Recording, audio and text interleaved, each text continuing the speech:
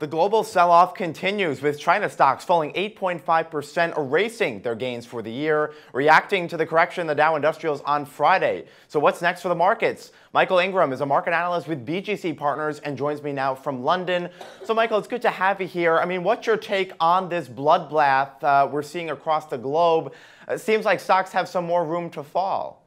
Yes, indeed, Scott. I think markets embracing this sum of all fears. Europe today, complete retreat, complete capitulation, nowhere really to hide.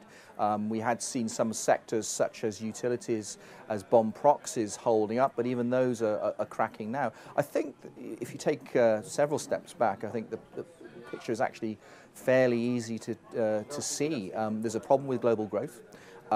We see governments globally struggling to grab an ever greater share of what is a fairly static pie. Right. And of course, the realignment that we saw in Chinese currency a couple of weeks ago is part of that puzzle. But I think the thing is that in terms of China, very narrowly, what we've seen so far in terms of the adjustment isn't the end game. And until we actually see the end game in terms of the Chinese currency, how that reverberates around the world, and what the Fed is going to do in response, these markets aren't going to stabilize. All right, and what should investors be doing right now? Sticking to defensive sectors? What are you telling clients?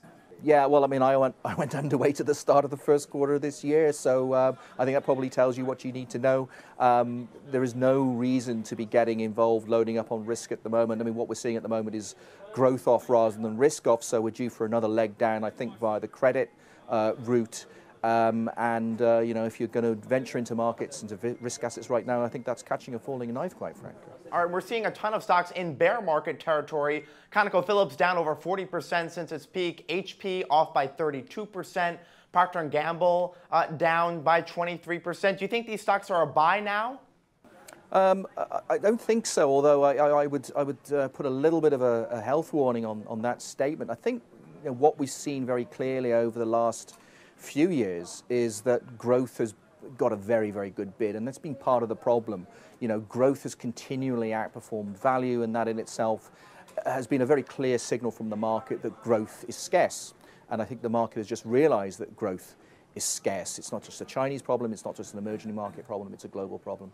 And in an environment where growth is scarce, then you pay higher multiples for growth. So the companies, you know, the biotech and the IT sector that, you know, I've heard people say we should be buying this back. Over the longer term, if we're actually looking at secular stagnation, if you're actually looking at a lower growth trajectory for the global economy, right, they're correct. The problem is the timing and the transition towards that new market dynamic, which is going to be incredibly painful, and it's not going to be without incident, and a lot of people making and losing a lot of money. All right, very quickly, because we're running out of time, but there's certainly a school of thought that the Fed has to raise interest rates in September, because if we are going back into a recession, the Fed will be out of tools, so lifting in September would allow them to drop rates again down the road if necessary. Do you agree?